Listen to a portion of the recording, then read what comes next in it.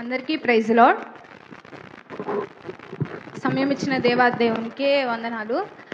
నా జీవితంలో జరిగిన సాక్ష్యం నేను ఇప్పుడు పంచుకోవాలని ఆశపడుచున్నాను. నేను 5th క్లాస్లో ఉన్నప్పుడు దేవుణ్ణి నమ్మడం స్టార్ట్ చేశాను.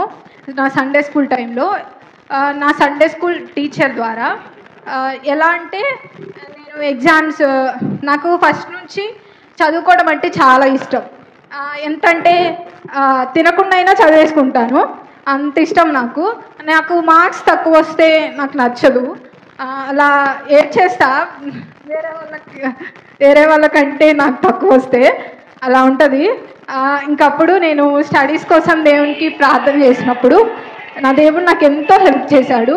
నేను ఈ విషయాలు మీ అందరిలో ఎప్పుడు పంచుకోలేదు, ఇది సమయం దేవుడు ఇచ్చాడని అనుకుంటున్నాను. ఈరోజు పంచుకోవాలని ఆశ కలిగి ఉన్నాను.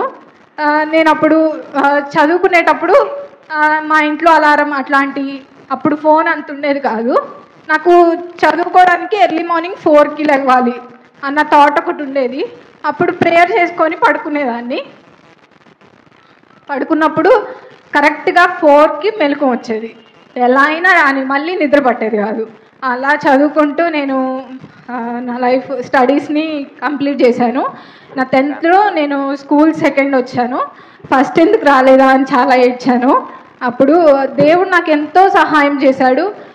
నేను అన్ని చేసిన దేవుడికి కూడా మళ్ళీ నేనేమని అడిగానంటే నేను ఎందుకు ఫస్ట్ రాలేదు, నాలో ఏంటి తక్కువ అని చెప్పి దేవుడిని రివర్స్ క్వశ్చన్ చేశాను.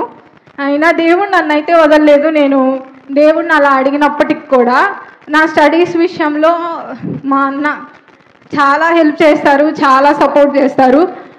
నా పేరెంట్స్ కూడా చాలా హెల్ప్ చేస్తారనమాట. నేను 6thలో ఉన్నప్పుడు నేను ఫాస్టింగ్ చేసి ప్రేయర్ చేసినప్పుడు కానీ 6 to 10th ప్రేయర్ చేసినప్పుడు దేవుడు నాకు ఎంతో హెల్ప్ చేశాడు. నేను అలానే ఇంకా డిప్లొమాకి వచ్చేసరికి 6th ఏంటంటే వేరే స్కూల్కి వెళ్ళేటప్పుడు ఏం చేశానంటే మా ఫ్రెండ్స్ అందరు వేరే వేరే స్కూల్స్లో జాయిన్ అయ్యారు. మా అన్న మాత్రం తీసుకెళ్ళి నన్ను వేరే స్కూల్లో ఒక్కదాన్ని వేశాడు.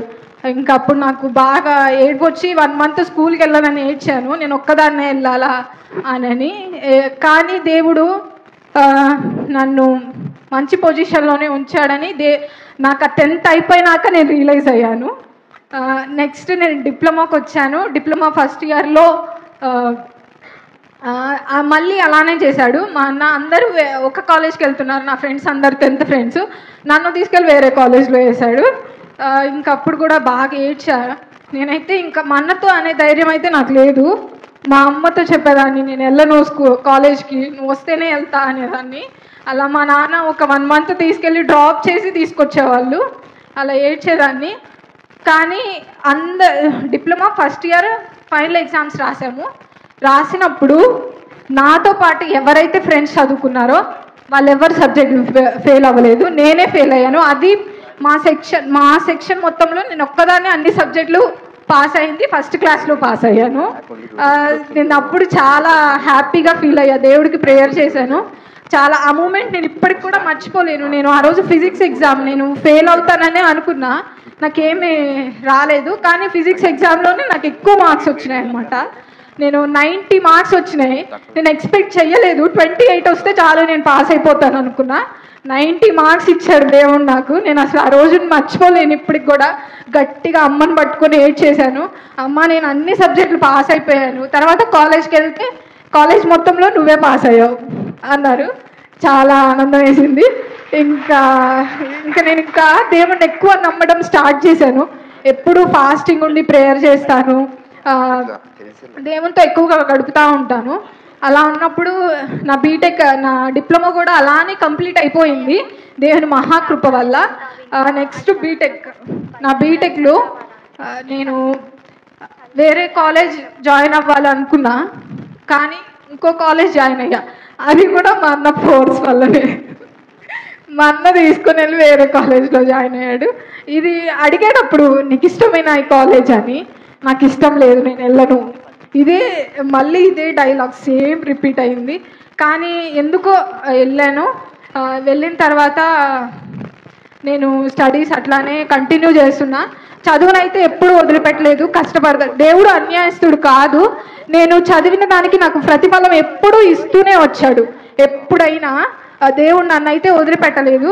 దానికి నేనే సాక్ష్యం. ఇక్కడ మీ అందరి ముందు నిల్చొని చెప్తున్నాను, కష్టపడి దేవుణ్ణి అడిగితే ప్రతిఫలం దానికంటే ఎక్కువ ఉంటుంది. నేను దాని గురించి 1 month కాలేజ్కి వెళ్ళకుండా ఇంట్లో ఏడ్చేదాన్ని, ప్రేయర్ చేసేదాన్ని. ఇంకప్పుడు అమ్మ నాన్నని అనడం మానేసి నేను ఇంకా దేవుడికే చెప్పేదాన్ని, నాకు ఈ కాలేజ్ వద్దు, నాకు ఎందుకు ఈ ఉమెన్స్ కాలేజ్లో ఇచ్చావు, నాకు ఇక్కడ వద్దు. నేను వేరే కాలేజీ కౌన్సిలింగ్ పెట్టుకున్నా కానీ నాకు రాలేదు. అది ఎందుకు రాలేదు అన్నది నాకు నా బీటెక్ ఫైనల్ ఇయర్లో అర్థమైంది. నేను బీటెక్లో మళ్ళీ కరోనాలో అన్ని ఎగ్జామ్స్ రాశాను, పాస్ అయ్యాను, అన్ని మంచిగా పాస్ అయ్యాను. తర్వాత నేను ఒక ప్రాజెక్ట్ వర్క్లో సెలెక్ట్ అయ్యా. ఎప్పుడు నా బీటెక్ సెకండ్ ఇయర్లో ఉన్నప్పుడు మా మేడం సెక్షన్లో ఒక 5గురిని సెలెక్ట్ చేశారు. 5గురిని సెలెక్ట్ చేసి ఒక ప్రాజెక్ట్ ఉంది, ఆ ప్రాజెక్ట్ మీరు చేయాలి, ఆ ప్రాజెక్ట్ చేస్తే మీకు అంటే పేటెంట్ వస్తుంది అని చెప్పారు. దానికి మేడమే సెలెక్ట్ చేశారు. అందులో నా పేరు ఉండాలని కోరుకున్నా. అంటే 1 month ముందే చెప్పారు మేడము, నన్ను సెలెక్ట్ చేస్తారా లేదా అనుకున్నా. నన్ను సెలెక్ట్ చేశారు. ఇంకా మేడం చెప్పిన మాట ఏంటంటే చాలా హార్డ్ వర్క్ ఉంటుంది, చాలా కష్టపడాలి, డే అండ్ నైట్ కష్టపడాలి, ఎక్స్ట్రా అవర్స్ ఉండాలి, చాలా ఖర్చుతో కూడిన విషయం అది అని చెప్పారు. నేను ఆ విషయం ఫస్ట్ వచ్చి మా అన్నతో చెప్పుకున్నప్పుడు, ఎంత ఖర్చు అయినా పర్లేదు నేను చూసుకుంటా, నువ్వు ఆ ప్రాజెక్ట్ చెయ్యి అని చెప్పి నాతో చెప్పారు. నేను చెప్పినప్పుడు సరేలే, కష్టపడడం అయితే నేను కష్టపడతా అని చెప్పి నేను డెసిషన్ తీసుకొని నేను ఆ రోజు ఆ ప్రాజెక్ట్లో నేమ్ ఇచ్చాను, కన్ఫర్మ్ చేశాను. అలా కరోనాలో కూడా ఇంట్లో ఉన్నప్పుడు ప్రాజెక్ట్ వర్కే చేస్తూ ఉండేవాళ్ళం. ఆన్లైన్ క్లాసెస్, ప్రాజెక్ట్ వర్క్ చేస్తూ ఉన్నప్పుడు ప్రాజెక్ట్ 2 years చేశాము. ఫైనల్ రిజల్ట్స్ వచ్చేసరికి 2 years అయ్యింది మాకు. ఆ ప్రాజెక్ట్కి మేము పేటెంట్ అప్లై చేస్తే May 23rd అప్లై చేశాము. పేటెంట్ అప్లై చేస్తే మాకు June 17th వరల్డ్లోనే బెస్ట్ పేటెంట్గా పేరు ఇచ్చారు ఇండియన్ గవర్నమెంట్. ఆ మూమెంట్ కూడా నేను ఇప్పటికీ నేను మర్చిపోలేను. నేనైతే గట్టిగా కాలేజ్లోనే ఉన్నా, మా మేడం కాలేజ్లోనే పిలిచి క్యాబిన్కి పిలిచి వరల్డ్లోనే ఫస్ట్ పేటెంట్గా మన పేటెంట్ వచ్చింది డ్యూయల్ బ్యాండ్లో అని చెప్పి నాకు మా అందరికి 5 members చెప్పినప్పుడు నేనైతే ఏడ్చేసా. ఎందుకు ఏడుస్తున్నావు అక్షయ అంటే, మేడం ఇది ఏడుపు కాదు, నాకు ఆనందంతో వస్తుంది, ఇన్నాళ్ళు కష్టం కదా అని అంటే, ఇంకప్పుడు మేడమే స్వీట్స్ తెప్పించి అందరికీ స్వీట్స్ కాలేజ్ మొత్తం ఇచ్చారనమాట. ఇచ్చిన తర్వాత నేను 3 times ప్రెస్ మీట్ ఫేస్ చేశాను దేవుడి మహాకృప వల్ల. అన్ని ఛానల్స్లో అన్ని వాటిల్లో అది టెలికాస్ట్ అయింది. అది గ్రాంటింగ్కి ఉంది ఇప్పుడు, అది కూడా గ్రాంటింగ్ త్వరలో అవుతుంది. ఎఫ్ఐఆర్ అంటే ఎగ్జామినేషన్ రిపోర్ట్ కూడా కంప్లీట్ అయిపోయింది, అది ప్రాసెస్లో ఉంది. అది కొంచెం టైం తీసుకుంటుంది. దానికోసం కూడా మీరు అందరూ ప్రేయర్ చేయండి. దేవుడు నా జీవితంలో ఎన్నో ఆశ్చర్యకార్యాలు నేను చెప్పలేను, నేను ఊహించలేదు కూడా అది వస్తుందని. వరల్డ్లోనే బెస్ట్ పేటెంట్ అంటే దాని మీద ఫస్ట్ పేటెంట్ అంటే అసలు నేను నమ్మలేకపోయాను చాలా. అంటే అసలు నేను నమ్మడానికి కూడా నాకు అంటే ఇది చాలా రోజులు ఇది రియలా అని నేను అనుకున్నాను. దేవుడికి ప్రార్థించినప్పుడు ఎంత ఆశ్చర్యకార్యాలు చేస్తాడు అనేది నేను అప్పుడు చాలా రియలైజ్ అయ్యాను. దేవుడా థ్యాంక్స్. ఇంకప్పుడు చాలా ప్రేయర్ చేశాను, నన్ను ఈ కాలేజ్లో ఎందుకు జాయిన్ చేశావో నాకు ఇప్పుడు అర్థమైంది, నీ ప్రణాళిక చొప్పున నా జీవితంలో అన్నీ నెరవేరుస్తూ వచ్చావు, థ్యాంక్ యూ అని చెప్పి నేను అప్పుడు చాలా ప్రేయర్ చేసి దేవునికి బాగా ఏడ్చి ప్రేయర్ చేశాను.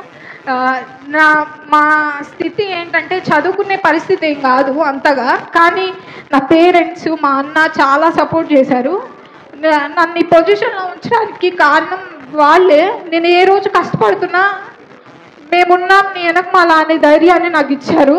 ఫ్యామిలీ సపోర్ట్ లేనిదే ఏ అమ్మాయి ఇంతవరకు రాదు.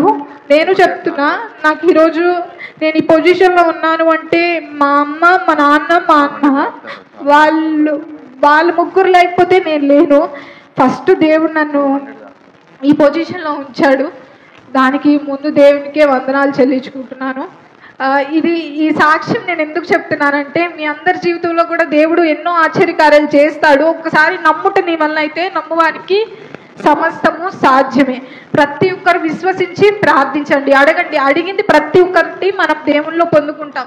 నువ్వు ఏదైతే అడుగుతావో విసుగు చెందగా అడగటం మాత్రం మనం నేర్చుకోవాలి. ప్రతి నేర్చుకున్నప్పుడు మనం ఎన్నో ఆశ్చర్యకార్యాలు దేవుళ్ళు చూస్తామని నేను చెప్తున్నాను. ఎందుకంటే నేను అన్నీ ఎక్స్పీరియన్స్ చేశాను. నేను వాటికి ఎలిజిబుల్ కాదు, నేను ఇక్కడ నుంచోడానికి కూడా ఎలిజిబుల్ కాదు. దేవుని తన మహాకృపను బట్టి నన్ను ఇక్కడ నుంచోబెట్టాడు. అలానే నా ఎడ్యుకేషన్ అయిపోగానే జాబ్ ఇచ్చాడు. అలాగే త్వరగా రెగ్యులర్ అవ్వడానికి సహాయం చూపించాడు. మళ్ళీ ఇంక్రిమెంట్ రావడానికి సహాయం చూపించాడు. నన్ను ఇక్కడ వరకు నడిపిస్తూ వస్తున్నాడు దేవుడు తన మహాకృపను బట్టి. నన్ను ఏ రోజు నా దేవుడు చేయి విడవలేదు. ఈరోజు మీ యూత్ కానీ ఇక్కడ ఉన్న వారందరికీ నేను చెప్పాలి అనుకుంటుంది ఏంటి అంటే, దేవుణ్ణి ఏ రోజు విడవద్దు, ప్రార్థించండి. మీరు అడిగింది పొందుకునేంత వరకు మీరు విసుగగా ప్రార్థించండి. ఇదే నా చిన్న సాక్ష్యం. నా ఆత్మీయ జీవితంలో కూడా దేవుడు ఎన్నో మా కార్యాలు చేశాడు. నేను రక్షణ పొందడానికి సహాయం దయచేశాడు. అది ఇదైతే ఇంకా పెద్ద ఆశ్చర్యకార్యం అనమాట. నా జీవితంలో దేవుడు చేసిన మేలు నేను ఎప్పుడూ మర్చిపోలేను. దేవుడికి సాక్షిగా ఎప్పుడు నా జీవితాంతం ఇలానే జీవిస్తూ ఉంటాను. నా ఆత్మీయ జీవితం కోసం, నా కుటుంబం కోసం, మా అన్న కోసం, మా అన్న ఫ్యామిలీ కోసం, మా అమ్మ నాన్న కూడా ఏజ్ కొంచెం, వాళ్ళ కోసం కూడా ప్రార్థించండి. మా గురించి ప్రార్థిస్తున్న ప్రతి ఒక్కరికి పేరు పేరున ధన్యవాదాలు. Thank you so much. ఈ చిన్న సాక్ష్యాన్ని ముగిస్తున్నాను.